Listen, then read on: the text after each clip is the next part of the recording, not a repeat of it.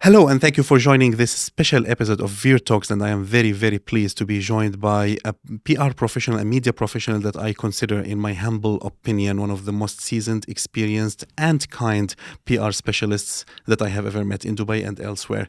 Euan Megson, MD of Action Global in the UAE. It's a pleasure to have you here at VEER Talks studio. Thank you so much, Charlie. I was getting ready to look over my shoulder then to see if there was somebody else joining the show. No, it's a real pleasure to be here. I love your work, and I'm eager to dive into what we're here to talk about today. Oh, yes, it is indeed a hot topic. We're talking about when marketing goes wrong. But before that, although you are more famous than being introduced, as we say in Arabic, there's a saying, you're more famous than being introduced. But why don't you introduce yourself? Tell us a little bit about your history. You have a very rich history in media and PR, right? That saying actually reminds me of another saying, which is so famous you're infamous, which I hope is not the It's not the sentiment, no. Yeah, occasion here.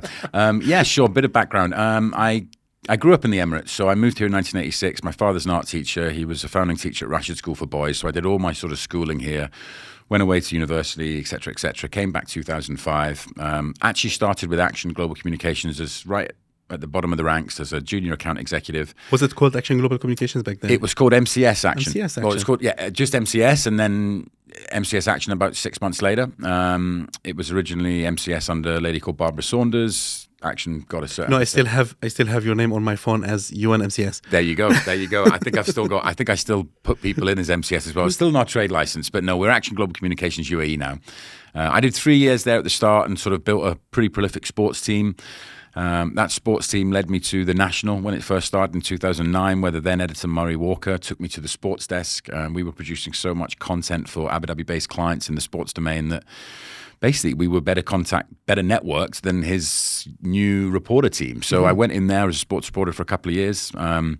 My zenith was probably the World Cup final in 2010, where I sat about 10 rows behind Nelson Mandela, rest in peace. That's a moment. Yeah, that was an absolute career high, life high, actually. I came back to Dubai after the tournament, and my first assignment was covering a domestic badminton tournament at the India Club in Zara.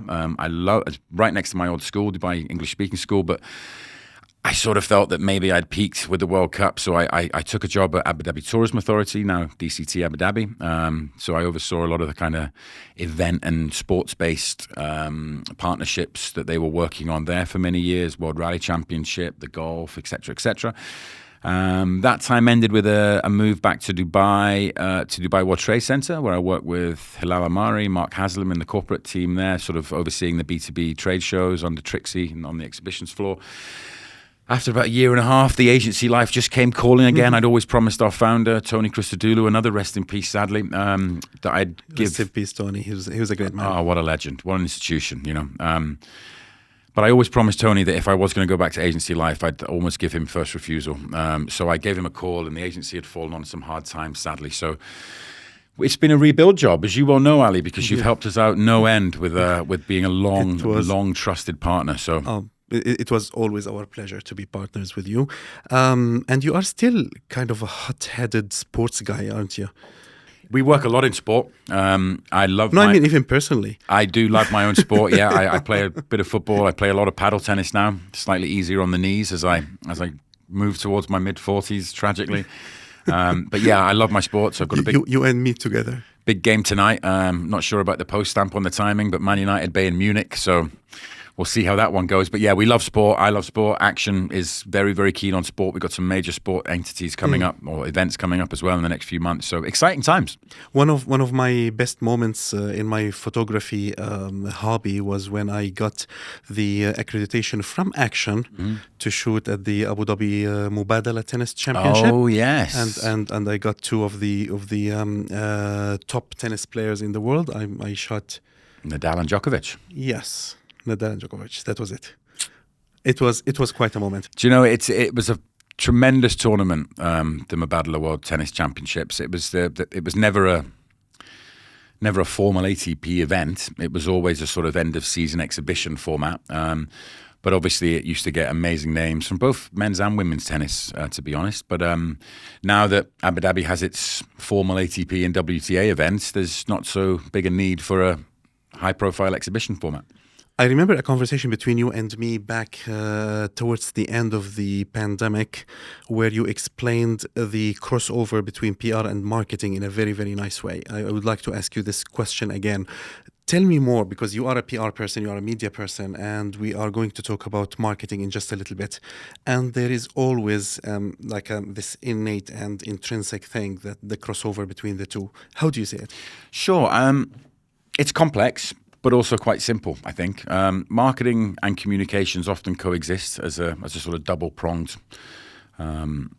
set of tactics, I suppose, to execute strategy. Both of them really fall under the funnel of sales. In hotels, you'll get marketing and sales. So PR as a sort of tenet of the communications industry is effectively a function of marketing.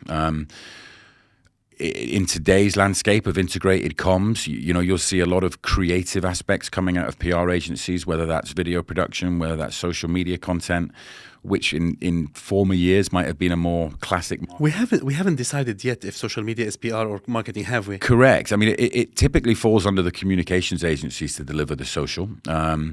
When it's not done in-house. But you're right, it's a little bit more complex because there's obviously boosting budgets that go with social campaigns. They are effectively then coming out of marketing budgets. So there's a lot of crossover. I think marketing and wider campaigns that are derived from marketing often have a massive impact on the communication strategies that are designed to complement them. They can also be tremendously negative for brands' communications or brands' PR, kind of brand awareness, their reputation, sentiment, etc. So they cannot not coexist. They are mutually exclusive in the context that one serves the other. But if the bigger the entity you go to, you'll find that PR would typically be a department under marketing. So that's. We're getting asked for more marketing-centric work now from a lot of our clients. And as a communications agency, we're having to look at recruitment and other things where we can bring in that sort of specialization. Yeah. And I heard once from a specialist that he feels frustrated that PR people work hard to build the reputation of the brand, only for marketing people to take one wrong step and destroy and ruin it. And that's actually what we are going to talk about today. Yeah, I think it's a pretty pertinent discussion point at the moment after what's happened, right? PR often has a bit of a bad reputation. When you think about public affairs, for example, when you think of governments sliding away from not answering questions or high-profile spokespeople not answering questions, PR sometimes gets a bad rep for almost covering that sort of stuff up. However, and to be fair, I don't think that's untrue. I think that's a fair criticism of some of the more darker parts of the industry. However, most PR professionals I know, and myself and Action Global Communications included, we work very tirelessly to try and help brands improve brand reputation, impact, awareness with potential consumers or stakeholder groups. It might not even be a B2C piece. It could be pure B2B. It could even be B2G, So it's a slightly complex kind of ecosystem in that way, where you can be on the front foot for your PR tactics and what you're doing. And then, as you say, something from a wider marketing or maybe a billboard or whatever goes wrong. And all of a sudden PR has to pivot to then sort of try and rescue that situation. But I think a lot of good can come from the work that we do. And I think it's the responsibility of people like myself and others who run agencies to make sure that we are representing the clients from any sector, from any part of the industry, who are well-minded and like-minded with the principles of the agency in question. We're not an agency that will ever jump into bed with entities or companies that we feel aren't necessarily who we want to support. Others maybe. Yeah, that was another part of our conversation back then, wasn't it? Ethical PR. It was, yeah. Yeah. Talking about ethical PR, now we have to tackle the topic in hand, and it is kind of a sensitive issue because we don't want to be jumping to conclusions that people have bad intentions, but at the same time, what happened has happened. Okay. In simple words, Zara came up with this atelier jacket campaign. The visuals that they presented resembled a person wrapped in what we call kafan in Arabic, which is the burial cloth. Shroud. Yeah, shroud. And then there was they presented it as their marketing campaign for that jacket, and it's either that they realized it looked like what the images that are coming out of Gaza, basically the place with under war at the moment. I'm trying to be as diplomatic as possible I here, understand.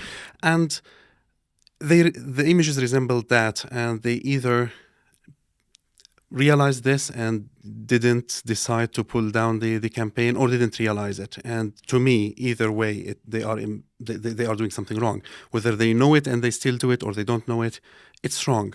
What's your take on that? I think, first of all, you're right to point out the complexity of the wider situation.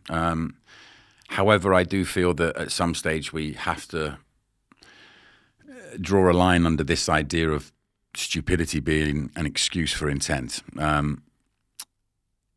They've put out a statement in the last sort of day or so, really, where I think a couple of hours ago. Yeah, where they've effectively said it was a misunderstanding.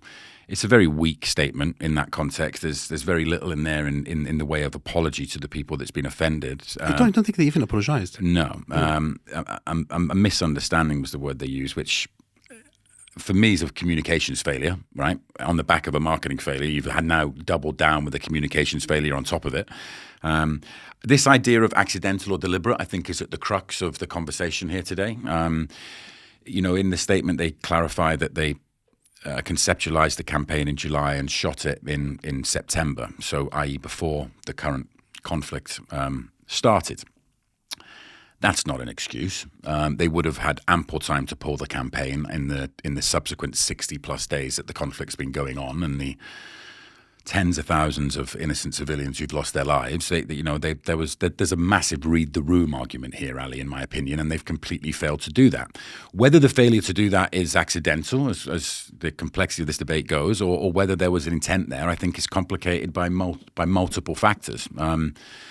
Zara's head of fashion, a lady called Vanessa Perelman, has been exposed again in the last few days for very anti-Palestine comments in the past regarding a Palestinian model, and effectively, I'm going to paraphrase, but a lack of education in the Palestinian population being ultimately responsible for their own punishment, which is just a horrendous view to have as a human being, in my opinion, let alone as a public statement or a public figure making that statement on their own Instagram. You mentioned the kafan and other sport, I suppose, aspects or visual motifs from the imagery and the creative imagery, which have obviously resonated very strongly with people all around the world, not just Muslims, I might add. The kafan imagery, the rubble, I think, that was there in the Atelier studio, the white powder, which is obviously evocative of people climbing out of fallen buildings, let alone the white phosphorus allegations which are being faced in that conflict. People have looked at one of the shapes, I suppose, which is on the side of the photography, resembling the outline of Gaza. That was a little bit. Yeah. It was a little bit more of a stretch for me. Yeah. I think, again, that people are entitled to see what they want, but think when people are offended, they start. Yes, exactly. I think ultimately it's the timing. Going out with a campaign like this at a time when the world is trying to, I suppose, open up the eyes of a other percentage of the world who are maybe less abhorred by what's going on, just seems to smack of absolute ignorance for me. And I fail to see how it could have been an accident. Again, I come back to that statement I made a few minutes ago. I think stupidity is not an excuse for intent. It cannot be used as a kind of let off the hook. I have a point here. Let's say there's no conflict in Gaza at the moment. Let's say these images are not there. But isn't marketing about political correctness? And even if there wasn't a conflict with all these images of people in shrouds being thrown in the media nowadays, shouldn't the marketing department at Zara be at least aware that this resembles the Islamic shroud and feel that this might offend them? I mean, the West has been doing... It's an excellent point. Yeah, we have been talking about political correctness for a while, and people have been presenting really strong opinions on being politically correct towards every minority group in the West. In the West. That's a very sad point, because when it comes to other cultures, suddenly we are not just as careful. It wouldn't happen with a swastika. It wouldn't happen with anything related to LGBT. It wouldn't happen. Political correctness will play the role there, but now suddenly we're not careful about political correctness when it comes to the burial rituals, sacred burial rituals of billions of people. I think it's exposed the hypocrisy that exists in a lot of areas of the West, to be honest, Ali. As I said, I've lived in the Middle East and the Gulf region since 1986, albeit a short sabbatical in my late teens. And, you become very aware of, I think, Islamophobia in other parts of the world and anti-Islam rhetoric that exists. I've seen it through 2 Gulf wars. Some of the numbers coming out of Gaza at the moment are just heartbreaking. And I think it's showing the hypocrisy that exists in the West, where, there's a very strict moral or ethical code when it comes to this political correctness in so many Caucasian Western nations, predominantly Caucasian Western nations. And unfortunately, that principle seems to be abandoned when it comes to people who aren't white in other parts of the world. And it's a lot of things that I would like to say I probably can't say in this format, but I find it absolutely abhorrent that type of hypocrisy still exists. And even talking about something as potentially challenging as this is a topic, it's certainly in the area of the world that we live, I think we have to use our voices. The outcry on social media and the content that people have been posting, as difficult it is to see, I think it's important that people are using whatever channels they can to help. It has been resonating, because we did a very quick report, and we saw over 34,000 articles talking about the Zara campaign, over 7,000 Instagram posts, 14,000 Facebook results, 10,000 YouTube results, which is a hard platform to post on, 13,000 tweets, 200 plus LinkedIn results, and that's like a very big number, and over nearly 17,000 TikTok results, all negative. And this is under a week, right? This is in under a week. Just a couple of days. Yeah. So it's just in 3 days. I think, it wasn't too long ago that Balenciaga were under the global microscope for their campaign. It was very basically bondage teddy bears, and there was child pornography legal documents sitting within the actual set, I suppose, where they shot the creative. It seems like only weeks ago that Marks and Spencer's had to retract its own ad where they had the Christmas hats that just happened to be the colors of the Palestinian flag in the fire.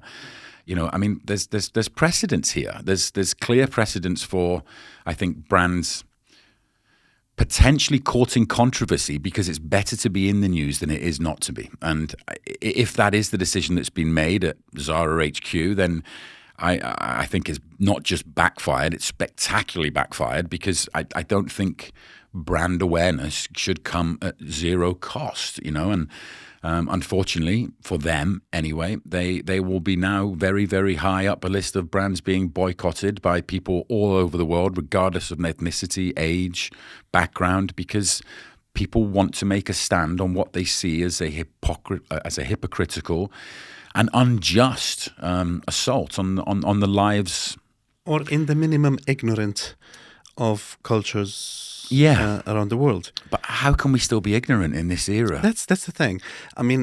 Understanding local cultures around the world for a brand like Zara, where they have like a massive proportion of their sales happen in countries where this shroud is used in the sacred burial ritual. And I have to clarify one thing. Contrary to my name would suggest, I am a secular person. I'm in no way offended on a religious basis. I'm just offended on the basis that we have been working on cultural understanding and cultural training even, and everything else for the past 15 years personally, and for a long time as a group. And yet we are still faced with situations where people just don't pay attention to something as big as this in a culture that they are targeting in their sales. There's a massive proportion of their sales that come from this region. It reminds me of something that happened. I'm not going to mention any brands here, but a few years ago, a brand, and this is like I count this as a personal mistake. A brand came to us. They wanted to do a campaign about menopause, and then the term for menopause in Arabic is the age of desperation. That's how it is called. I didn't know that. Yeah, well, they wanted to change this. They thought it would be a good idea. They are a feminine product company, and they thought it would be a good idea to change this term. And it is my personal fault that I did not advise against that, because they did ask me. And it backfired, because it turned out that the term, the age of desperation, comes from the Holy Quran. And in Saudi Arabia, they rejected the change in name. So we should have been more careful. And that's a very, very specific detail in the culture. But a shroud is a big detail. It's a huge thing. And we need to understand the local culture in our target countries. And without this understanding, it would be very easy, even if we are giving them the benefit of the doubt and saying, okay, they didn't know, they didn't realize it. It's bad enough to not realize. It's a huge mistake to not realize it. I first of all, I think you're absolutely right. I just don't understand how this must have been discussed post-shoot, post-approval, before it was rolled out. This must have been discussed in the context of what's been going on. Somebody must have flagged pointed out, right? Must have. And if they haven't flagged it, then there's institutional challenges with the teams that they have there in their ability to think from an ethical brand perspective, or an ethical perspective on what could constitute a nightmare for the brand. So I can't see it as anything other than a massive failing. I think the lack of consideration and sympathy in the use of some of those iconographic elements that we spoke about before is just mind-blowing. Like you pointed out, I think some of the criticism may be a little bit exaggerated based on just the intensity of emotions that people feel right now, which again I understand. But you know, and look, you pointed out it was basically an Atelier's studio. Or, you know, it's that sort of environment where it's a creative workspace. Okay, mannequins. Okay, there's mannequins in there. Why are we carrying around a mannequin dressed in a white cloth? You know, I mean, it's so obvious to so many people that I just find it staggering that hasn't run through a kind of vetting. Yeah, or a you know, like in cinemas in movies where you'd have like a screening and a trailer to a sort of what they call them, like a test group audience. Do the same thing. Do the same thing for your... I was just about to ask you, what should be done so mistakes like this... Okay, again, giving them the benefit. Diversity is the answer. You need to have representation in all companies. You know, we're very fortunate, as you all know, because we've got a great understanding with staff movement between our, well, certainly one-way movements. We have a fantastically diverse office where every single policy that we have to put in place, whether it's a simple HR policy or right up to the top, we try to take into account how that's going to be perceived by different groups. You know, so we have Boxing Day, Christmas Day, Christmas Eve, Christmas Day, and Boxing Day off. They're not government holidays here. We give them to all staff because it's important to a section of staff. We give, obviously, we're in the Middle East, so obviously our Eids and whatnot are public holidays. But we try to do things in the office as well to recognise festivals that are important to all nationalities within the office. So, and I think if you have that type of principle, that ethos as a company, as individuals, senior management teams running companies, then it makes it very strange why you can't see a huge multinational like Zara, owned by Inditex, I think, right? How can they not have that level of diversity across their comms and marketing teams to go, oh, hold on, there's a huge red flag being raised here, and this is going to cause uproar in key sales markets for us, like you say. And it's sad that it has to come down to that type of discussion about sales, but ultimately, like we said a few minutes ago, that's what marketing and comms are largely there to drive for brands. So yeah, it's got to a stage where I feel it's very, very hard to defend. The thing is, I've heard it before as well, that political correctness is counter-creative. And I agree, but we are not in the business of pure creativity. Creativity is a part of marketing, but it has to be conscious creativity. It cannot be unleashed creativity. You cannot let a creative person go wherever their mind takes them, regardless to the repercussions among the audience that we are targeting. And this is just the basic common sense of marketing. Yeah. So, yeah, somebody might say, okay, I am a creative person. I have to be able to do things my way. Well, go ahead, do it, but not in marketing. There's a chance in today's society world that you're probably always going to offend somebody, right? And I think that kind of it's often called snowflake in the way that, you know, I pour scorn on a bit of that, to be honest. But the idea that we have to funnel creativity through a political correctness process to make sure that we're not offending people, I think is fundamentally right, because we shouldn't be trying to offend people for the sake of it. However, there is another part of marketing, a bit more guerrilla maybe, or a little bit more disruptive marketing, where the idea of causing offense and getting people to think a little bit outside of their comfort zone is actually quite an effective way of marketing. I mean, I would compare it to maybe stand-up comedy, where, you know, stand-up comedians are now criticized very heavily for making jokes that are actually satirical analysis of a situation. They are the one people who should be able to make jokes about it. It's a little bit different for companies when they're advertising products, right? And I think that should be a pretty straightforward understanding for people. But I don't think that, I think there's an aspect of political correctness maybe going a little bit too far. I don't think this instance has anything to do necessarily with political correctness. I think it's just an absolutely abhorrent failure to understand culture and values and tradition and heritage in a part of the world which is on the rise, and is on the rise for all the right reasons. You know, we've just finishing up COP28 here in Dubai, and UAE trying to be an accelerator, I suppose, of global sustainability and what we can do to become less carbon centric. You know, this is from a country which is effectively a petro economy. You know, the Saudis are going to have a key role to play in sustainability moving forward. So I think a lot of the answers for what the world are looking for are going to start emanating from this part of the world in coming years. And the failure of a high street or mega retail fashion brand like Zara to understand the cultural, not even sensitivities, but the cultural kind of aspects of life here is staggering. I'm running out of superlative or adjectives to sort of describe this, because it's. You're running out of politically correct adjectives. Yeah, I could say quite a lot more, Ali, but it's probably reserved for that catch up afterwards. You know.